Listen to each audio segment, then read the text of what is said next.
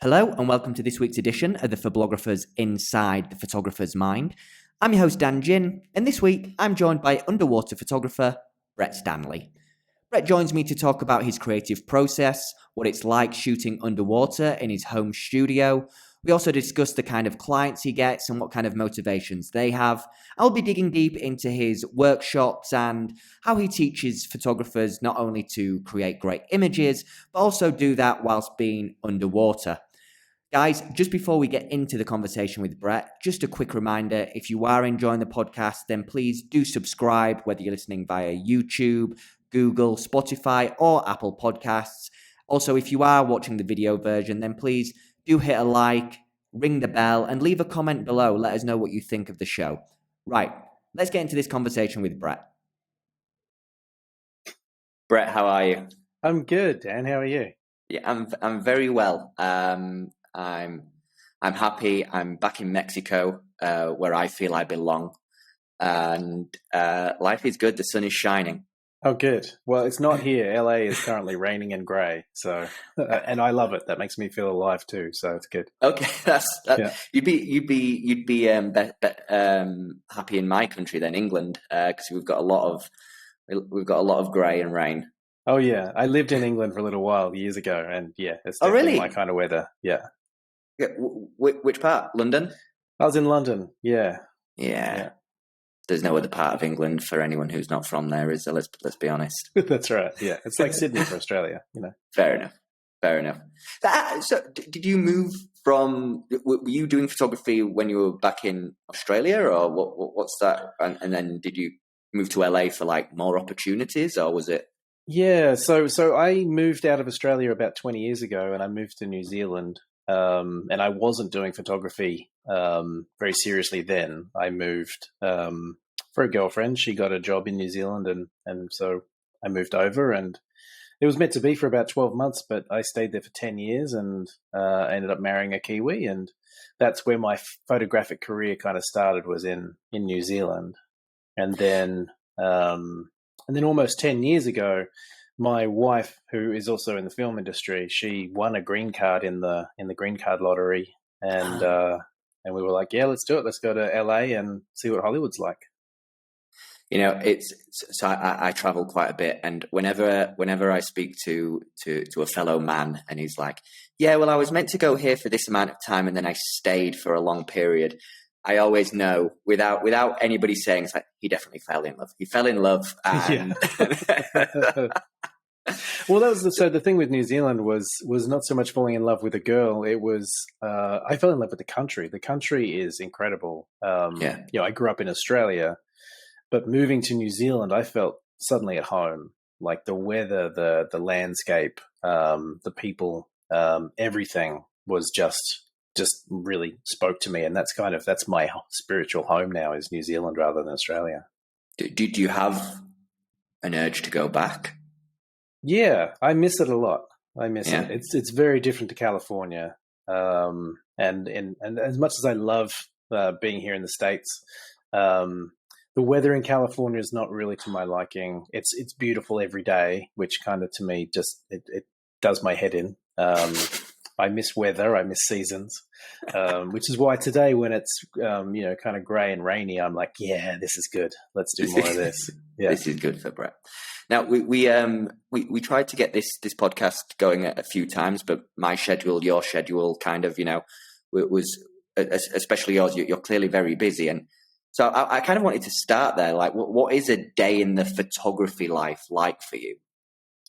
Yeah, I mean, it swings and roundabouts a little bit. So I'm primarily an underwater shooter, and so for me, I have a studio here in Long Beach, in LA, and so a lot of my work is my portrait studio, which is underwater portrait work. So I'm basically working from home and having clients come to the studio, and we do the makeup and outfits and stuff here, and then sort of jump in the water and shoot.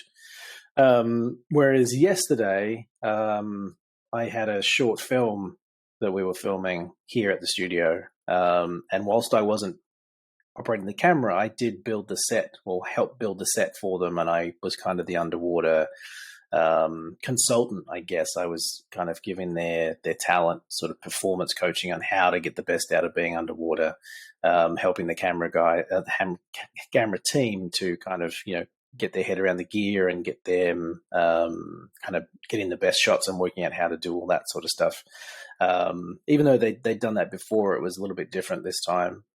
And then even building sets and stuff as well. So I kind of cover a lot of bases in what I do, and that's what I love about this, is that I want to get in and do every little aspect of shooting underwater, whether it's being behind the camera or just behind the set.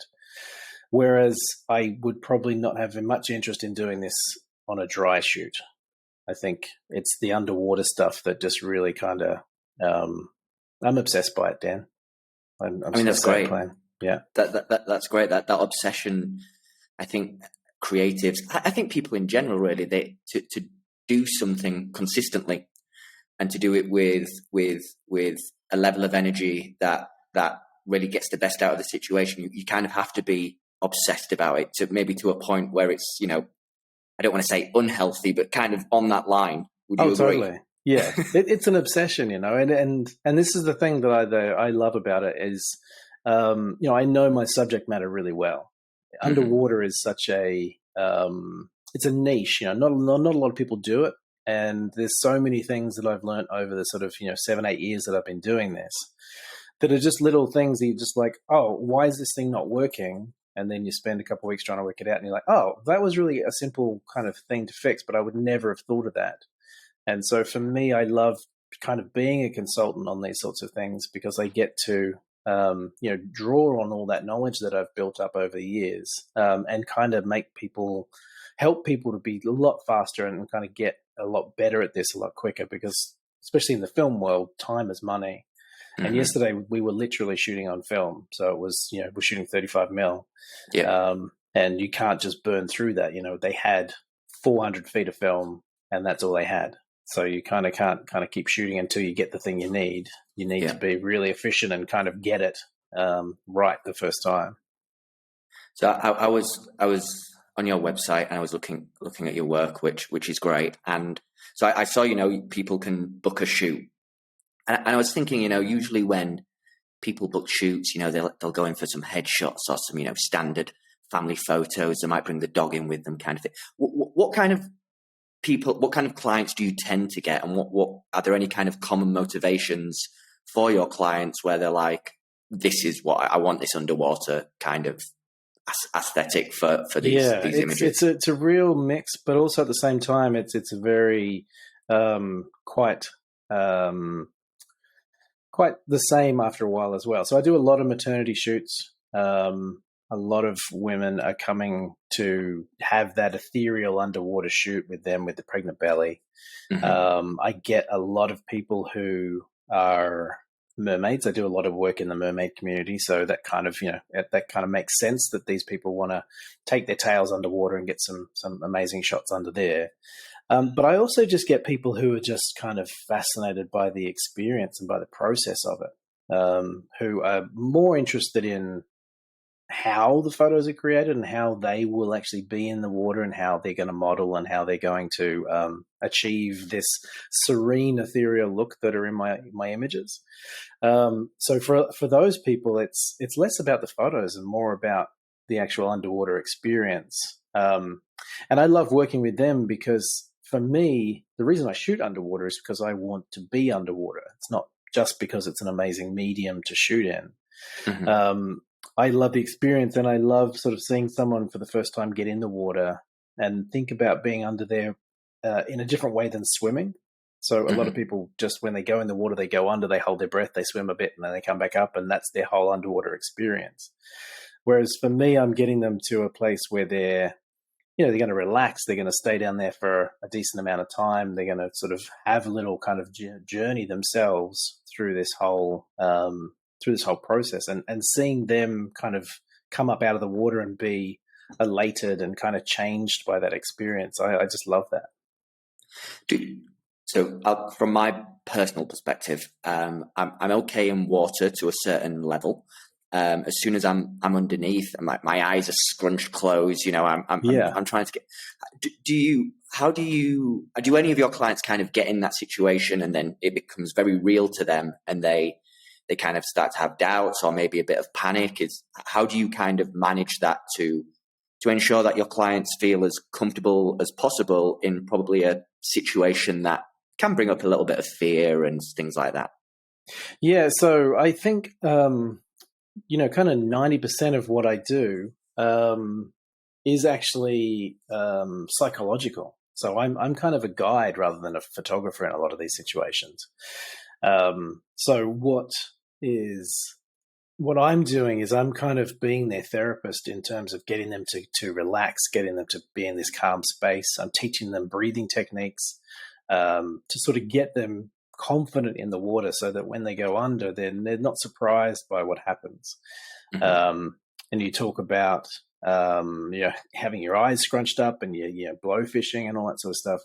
A lot of that is just this sort of knee-jerk reaction from being under the water. We think that if we kind of scrunch everything up, the water's not going to get in somewhere and we're going to, survive and be a bit more comfortable. But in reality, opening your eyes underwater is natural. It's not going to damage anything. You're not going to die from it.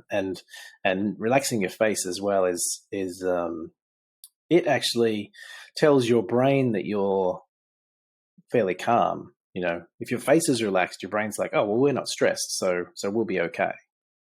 So what I'm doing is I'm kind of giving people enough tools and enough information that they know that when they go under the water, they're not going to die, for a starter. And the more relaxed they are, the better this whole experience is going to be. Water is a very controlling substance. It wants to move you around. It wants to push you. It wants to drag you around. And the more you try and fight that, the harder it becomes and the less ethereal and the less relaxed it looks. So basically what I'm trying to get my clients to do is almost fall asleep. That's how relaxed I want them to be, is just on that verge of, everything is amazing and I'm just going to drift off. Yep. So doing that under the water makes them work with the water and react to it rather than trying to fight it and control it and try and make something that the water doesn't want them to do. So I've done, going on a bit of a deeper level here. So I've done a lot of flotation tanks and I find them to be very meditative and very freeing, really useful for kind of mental health and letting things go. Do you or your clients, do you have any kind of, I don't want to say spiritual experiences, but just when you said you feel more like a therapist than a photographer, is there like a cleansing of kind of mental energy and things like that and kind of, how does that feel like once you get back up? Yeah, it's definitely like a meditation kind of process. I've done the float tanks as well, and I struggle with those because I've usually got a small cut on myself somewhere, which with that high salinity in the water, it's usually stinging, and makes me not calm. I don't kind of relax. Okay. What I've kind of found is that I need to distract my brain. The more my brain is thinking about something else, the calmer it becomes. And so with the water, what I personally find with it is once I go under the water, I have this physical and emotional response to the water where, I can't hear as well as I did before. Everything's a little bit quieter. My body has a reaction to the water on its face in terms of it then starts to sort of go into a different mode. It starts to bring all the blood into your from your extremities into kind of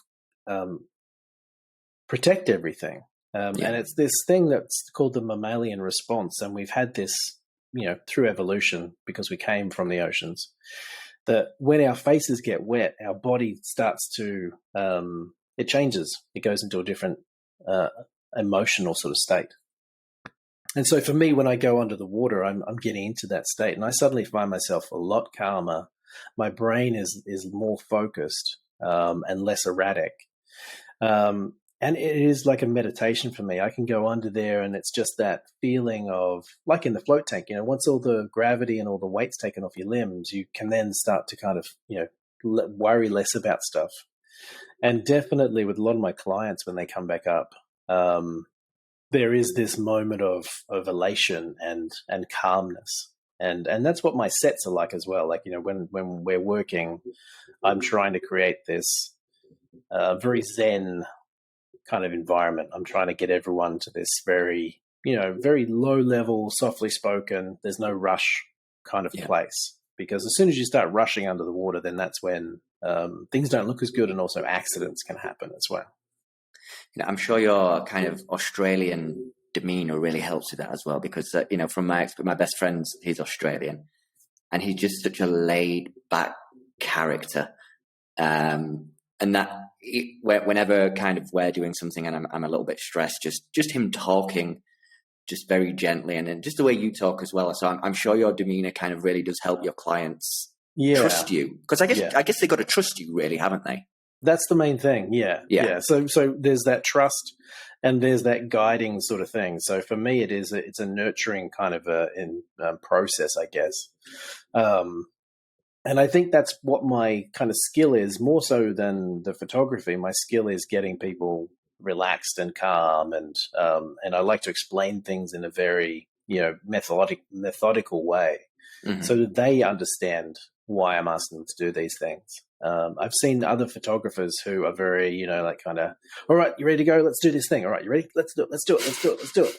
And I'm just like, man, you just got to slow down, because you're forcing all this energy onto someone who you're hyping them up to relax, and it's just confusing, Yeah. So for me, what I'm doing is I'm trying to send people to sleep, basically. The more they sort of just drift off, the easier it is for me to do my job. So once you're under the water, because standard portraiture, if and that's no disrespect to people doing portraiture above the water, but kind of standard, there's a lot of direction, there's a lot of explaining. Like how do you communicate once you get under the water? Is it a case of just let them relax into the water, and you'll find the right moments to take the shot? How do you do that? Yeah, so underwater, there's very few ways to communicate, especially when the model doesn't have a mask on. They can't see much; it's very blurry. So even as divers, we kind of use hand signals, but underwater for the models, they can't see those hand signals. So even that's kind of out the window. So a lot of what it is just preparing them before we go under. So going through what we're trying to do, what I'm trying to get from them, and me giving them a set of skills and a set of tools so that they can do what I'm asking them to do. And what I mean by that is learning how to hold their breath, learning how to adjust their buoyancy by breathing out air, learning what sort of poses do look good and what poses won't look good, based on the camera and the water. And so I'm basically loading them up with a whole heap of information so that when they go under, they can aim for what we're trying to do. But if they get lost, or if the body starts to move or their buoyancy's off, they can react in a way that is still going to give us some nice images. And so for me, when I'm shooting underwater, I'm less trying to get a specific thing. Like in a studio, you are trying to go, we want to get this image or this pose or this look. Whereas underwater, we want to aim for this, but if we get something else, then that's totally fine. So for me, it's a case of preparing as much as possible, and then making the most of what actually happens. So for me, I'm on the fly, I'm moving, I'm changing, I'm constantly reacting to what the model's doing, whether it's what we were after or not, to then go, oh, there's that. I didn't even see that angle before. Let's go down here and get that shot. And this is all in the space of, like 30, 40 seconds, because that's the average breath hold. Well, yeah, so that's what I wanted to ask. Is it a case of do the shots, 30 seconds, come back up, go back down, go back up? Like, what's that Absolutely. kind of process like from start to end? Yeah, no, it is exactly that. So when I'm shooting with models on the surface, I don't wear scuba or anything. I just do a breath hold. So I'm holding my breath just as much as they are. And so we will sit at the surface. We'll talk about what we're going to do, and then we'll go down, take some photos, and then when we come up, I'll give them notes. It'll be, this is working really well. Maybe don't do that so much. If you can, before you go down, try and turn yourself this way. You got to think more about pushing the hair off your face. That dress is going in the wrong direction, all that sort of stuff. Point your toes is a massive one. So it is really it's a slow process. Shooting underwater sort of takes about 3 to 4 times longer than on land because of that lack of communication. I can't be down there and they're doing something and I'm like, yeah, do that, hold that. That's really good. I just have to go with it. And the next time we go up, I then have to go, that thing you did about halfway through when you arched your back and your foot was out? And they're like, no, I don't remember any of this. So now I've got to try and explain this thing that I saw. And feedback on the camera is good. So showing them, it was this thing that you did. Yeah. Let's try and aim a bit more for that. So there is a lot of communication. And I think that's the other thing that sets underwater photographers apart is being able to communicate and being able to direct. I've got a bit of a 2-part question here. So I'll start. Have you ever done kind of over water, above water, for just normal on land? Yeah. Okay. So my career started as a commercial photographer above water. Okay. So is now, because you can compare the two, is there a lot more pressure on you to get it right when you're underwater? Yeah. So that's the hard thing. So I have had clients who have brought me images and said, I want this. And it's an image that I didn't take, that's not them that are in it. And I'm like, oh God, I can't do that. I can't guarantee we're going to get exactly this thing because a lot of it depends on you being able to do what that person did. And underwater, everything's different, in terms of buoyancy and holding your breath and all that sort of stuff. So what I tend to do is manage people's expectations. So every time before a shoot, I will basically be saying, we're going to aim for what you want. But because we have so little control over stuff, we will, I just want you to be open to it not being where we started. Where we end up will be a great thing. But if it's not exactly what you're after, then I want you to be happy with that or open to it. If you can't kind of do that, if you can't reconcile yourself with the fact this is going to be different, then maybe this isn't the type of shoot for you because it's going to be so hard to for all of us to try and get that exact image that you're after. Yeah. I want to talk about, so normal studios, the maintenance of wires and all that, keeping it clean, that can be a pain in the backside. But a water studio, if that's the correct term, how do you keep up the maintenance of it, the cleaning of the water, the putting in fresh water? Like what that must be a very, very time consuming and I imagine quite expensive. Yeah, I mean, it's a little bit of swings and roundabouts. So, so my studio here is literally a swimming pool in my backyard that I built. And I built it basically like an underwater studio. So it's got a white cyc wall in it. So all the walls, it's like a cove. So for me, that is great because it gives me this blank slate to kind of shoot against. But at the same time, it does get stains on it. It gets marks. If I've got someone who's got like black shoes on, I can get black marks from the shoes and stuff and scuba tanks and all this sort of stuff. If you have a dry studio, you just go in there with your paint roller and paint it all off. But for me, I can't do that. I can't just go and paint this thing up. And it's never not got water in it. So it's always full of water. So for me, because I build sets and I do crazy stuff with props and things like that, I'll have like a single staple will be left behind after a shoot, and then that staple will rust and leave a rust mark on the ground. And then my little cleaner will come along because I have a little vacuum cleaner that does its thing, 24/7. Yeah. It'll come along and not vacuum up that staple, but it'll move it. And now that will leave a mark there, and it'll leave a mark there. And I can see the travel of this staple all the way through my pool by all the marks that are there. So And then I have to basically go in with a like a pumice stone. It's called a pool eraser, and basically scratch out all those little bits of rusty stain. So on camera, it looks nice and clean, but if you zoom in, there's all these scars everywhere from me kind of scratching it and getting stuff off. So that's the surface of the pool, but then there's the water, and this is like having a studio where you walk into it and suddenly, you've left the smoke machine on overnight, and now that smoke won't disappear.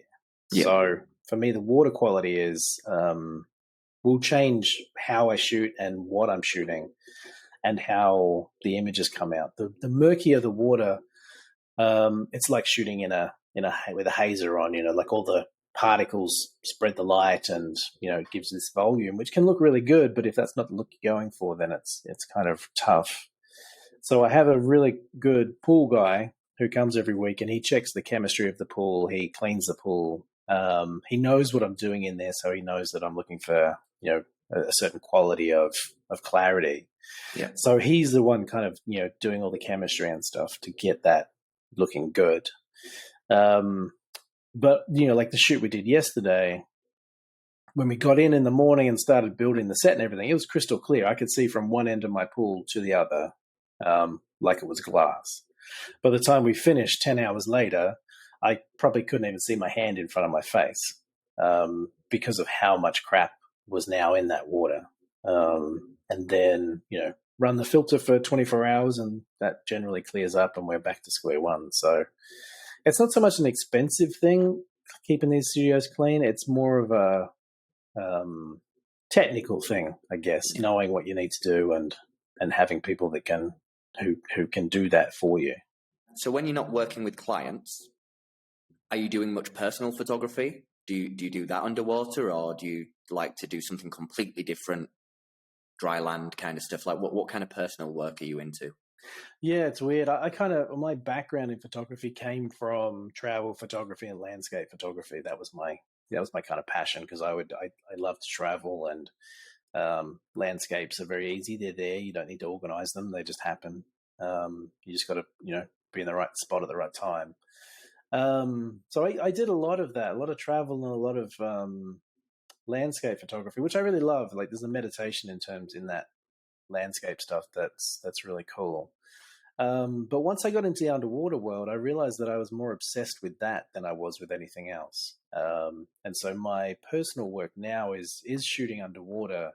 And there's a few people here in Southern California that I work with, who are kind of my muses, I guess. Hannah Fraser and Jessica Drew and Rachel and Vanessa, and a few other people who every time we get in the pool, we tend to come out of there with some sort of magic. And for me, that's kind of where the personal work comes in. Whereas everything else, I've kind of realized that I don't take photos anymore apart from this stuff. I don't take landscapes. I don't take too much travel stuff except on my iPhone and post it to Instagram or something, So I'm trying to work out what that is, what it is about the underwater stuff as opposed to everything else that I kind of feel like I go to get my camera out at a beautiful landscape. I go to take a photo. I'm like, you know what? I'll probably never look at this photo again. So why? I should just enjoy the landscape rather than trying to take a picture of it. I don't know. I think I have a thing about the end result and being able to share it, for whatever reason, whatever deep-seated emotional reason I have for sharing stuff online. Validation, I guess. I think my underwater work is far superior than anything else I could probably do, I think. So I want to kind of go in on that, because I think, you're not unique in the sense, why do we all share photos online? There is obviously a certain part of it is validation. And if you do landscape, so I do a lot of street photography, and I love walking for hours and making images. To me, that's my meditation. Mm-hmm. I then do post them online, and the outcome of how many people like it would not change me walking around taking photos, because it's kind of a natural part of my life. Yeah. With what you do, because it is so intense, it's so demanding. If you weren't getting that validation, do you still think you'd have that same energy to get down in the water and do it? Yeah, I think it's not so much a validation of oh, I got 1,000 likes on this one. That was amazing and totally worth it. I think it's the validation of just anyone seeing it. Just I think I create stuff for other people to enjoy. So I think even if I was just sharing it with my friends, like emailing or I don't know, faxing it to them or something, I think that would be enough. Because I am kind of, my self-esteem is so low that I'm very impressed by what I do, that I can manage to pull this stuff off. So even I am kind of like, oh my God, I did this? That's awesome, So I really enjoy the process of photographing, and I especially enjoy it underwater because that's my happy place. That's where I feel the most alive.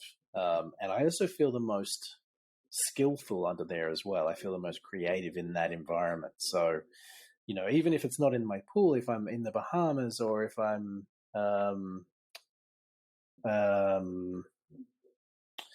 in the Florida Springs or the cenotes down in Mexico, those are places that I want to go to anyway and take photographs and use this amazing landscape. I guess that's the thing. So my landscape love is what I like doing, but underwater, like underwater landscapes for me, really resonate. And I think there's this romantic, mysterious kind of story in there that you can make of it what you will.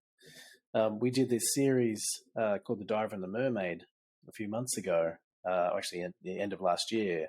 And it was with this diver in an old World War II, diving helmet kind of suit, 20 feet down. And we did it practically. And the water on that day was a little bit murky and the sun was a little bit kind of overcast.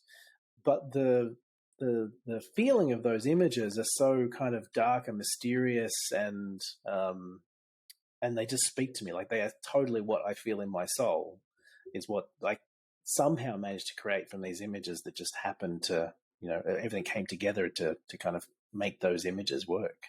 If we compare your underwater studio to the sea or rivers or ocean, what's that comparison like? And which one do you feel a difference? Is the one more fulfilling than the other?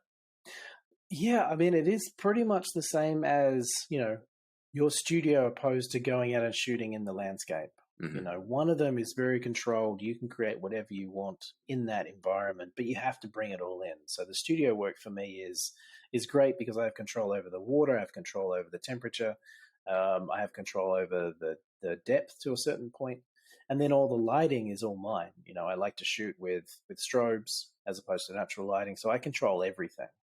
But it's an empty slate. It's a white shell. So you have to really bring the environment in. Whereas going and shooting out in a landscape, it's all of that's already done for you. You already have this amazing production design. This set is already built for you, and you just have to make the most of it. But you don't have control over the weather. You don't have control over the seas. You don't have control over the lighting, all that sort of stuff. So they both kind of scratch different itches for me, I think. There's a payoff. And I think I feel more kind of proud or more kind of satisfied with the landscape stuff, with shooting it out in open water and getting something good, because it was harder to do. It was harder work. So yeah, I like them both. It's different. Now, I saw you also do workshops. Yeah. What is that like? Because, what kind of group size can you do? Is it just one-on-one mentoring? Like, what if I'm, hey, I want Brett to teach me his craft. What would I expect? An overview. You don't have to go into complete detail and give all your secrets away, but what would I expect from a workshop with you?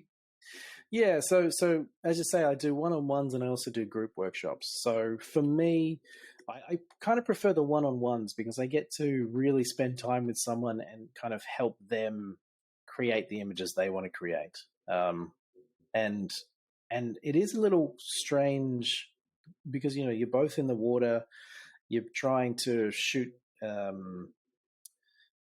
shoot a subject or whatever it is. And so with a group, it does get a little trickier because you don't want like 10 people in a small swimming pool at once trying to shoot this one thing. So with the one-on-one workshops, it's more of me sort of being a guide and being off to the side and sort of letting my students kind of shoot. And I'll give them advice based on what they're trying to achieve. For me, a lot of the stuff with the workshops is really instilling this idea of there's no right or wrong way to do anything. Like, I'm going to teach you how I do stuff, and I'll teach you techniques, but how you use those techniques is totally up to you. You know, like if you like overexposed, out of focus images, then do it. Like, that's your creative thing. Yeah. I'm not going to tell you that that's wrong.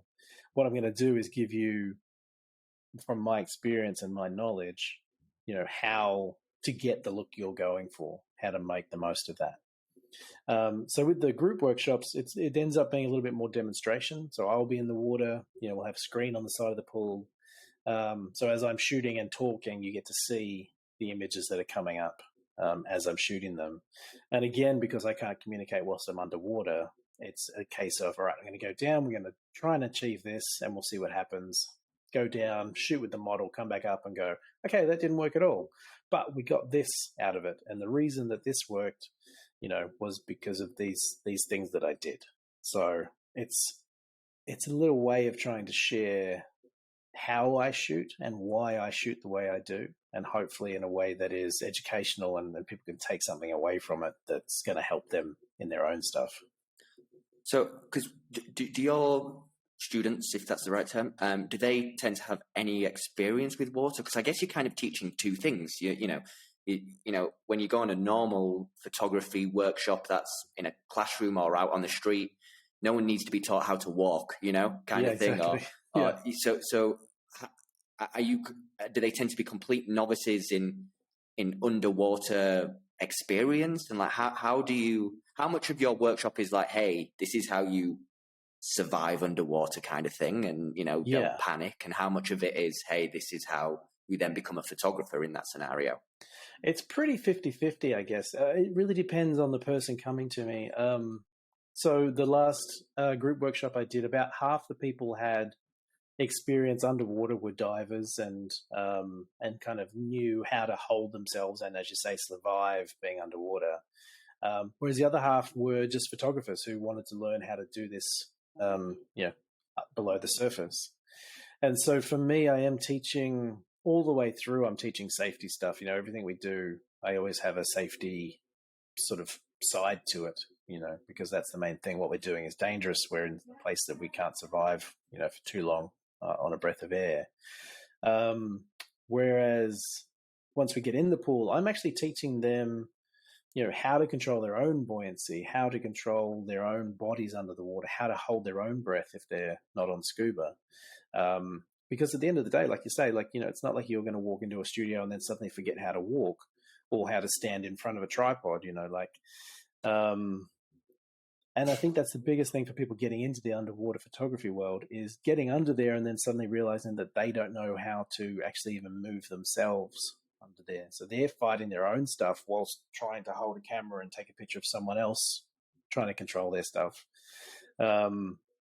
And I think that's the basis for all of this, is once you can control your own buoyancy, control your own position, then you can concentrate on actually taking the photograph.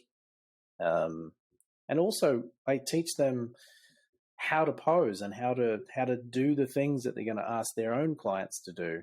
Because if you haven't tried to go underwater and do a backflip, how can you explain to someone else how to do that? Yeah. You know, it's really difficult. So I really encourage like doing self-portraits, working with each other. You know, you go behind the camera and I'll model for a bit and then we'll swap.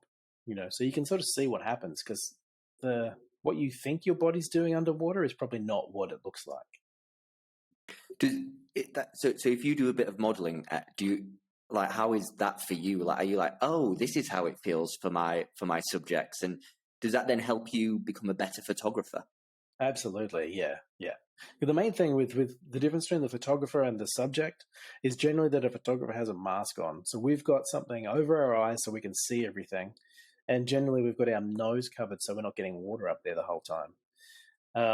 Whereas for the model, they can't see, everything's blurry, and they're getting water up the nostrils the entire time. So that's what's really stressful about modeling underwater. So for me, when I I didn't mean to do it, I don't think. I think I'd built a set and I'd done a shoot in it, and I was packing it all up, and I was like, hang on, I need to get a selfie in here because, this, I'm never going to build this one again. And, everyone else has got awesome photos in here. So let's set the camera on a tripod and do a self timer, and I'll have a go at it. And it was hard. It was confronting. Yeah. Like suddenly taking that mask off, and now I can't see anything. And then I was like, I'll do a back arch like I just asked my model to do. And then suddenly all the water's up my nose, my brain is hurting, my eyes are stinging. And it was just like, oh my God, okay. Now I know what sort of stuff I'm putting my models through. I can now be more empathetic and either help them through it or suggest ways to mitigate it, or, it's just that sort of thing. Because I think as photographers, we don't put ourselves in the model's position very often. And it doesn't really matter in a studio above water. It's more, are your feet hurting from standing up so much? Whereas underwater, it's like, are your sinuses in pain? Are your ears okay? Are your eyes stinging? Are you sick of choking on water the whole time? So I think that empathy makes you a better director and a better photographer. Excellent. And clearly, what you're doing is working, because this is, not to blow smoke up your backside too much, but it's a great portfolio you've got, and it's some of our favorite work we've had the privilege of sharing on the website. Thank you.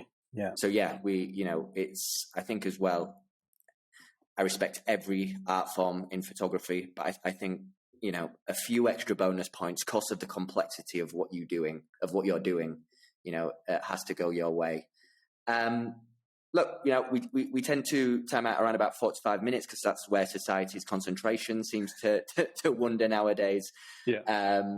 But before I let you go and do what you're doing, kind of like, what does the rest of your year look like? Do you book up far in advance, or have you got like some personal projects that you'd like to do before the year, throughout the rest of 2022? Yeah. So, I mean, my year tends to be, sort of booking 2 to 3 months in advance, and then a sprinkling of things down the line, because I do a lot of maternity stuff. So I have people sort of booking in as soon as they know they're pregnant. They're like, okay, I'm due in August, so let's book something then. The rest of my year is kind of a mix of, so I used to travel a lot before the pandemic. I would be sort of going all over the world shooting and traveling. And so that kind of stopped at the end of 2019. But things are starting to open up again now. So I'm going down to the Florida Springs with Hannah Fraser, she's a professional mermaid, and we go down there and do workshops and photo shoots with people down there. And then I'm going to Belize later on that month for another workshop with another underwater performer, Christine Wren. So doing some kind of retreat style stuff down there. And then it's a little bit open. I don't like to plan too far ahead. I have commitment issues, so I kind of like to leave things open, and the universe kind of delivers a little bit. So I'm looking forward to more travel, getting around, and building some more sets and stuff in the pool. Like I have lots of ideas in my head that I want to kind of get out and sort of build some new sort of stuff in there. And for me, it's about pushing the creativity underwater of what can be done, and trying to do things that I haven't seen before. So that's kind of what I've got kind of coming up, I guess. Excellent. I mean, we'll be following it, so we will be excited to see what kind of results you share online, and people can check it out as well. I'll put links to your social medias in the description. Yeah, and everyone can kind of like follow your journey and check out your work. Sounds great. Thanks, Dan. It's been awesome. Thanks so much, Brett. I appreciate you speaking with me. You have a good day.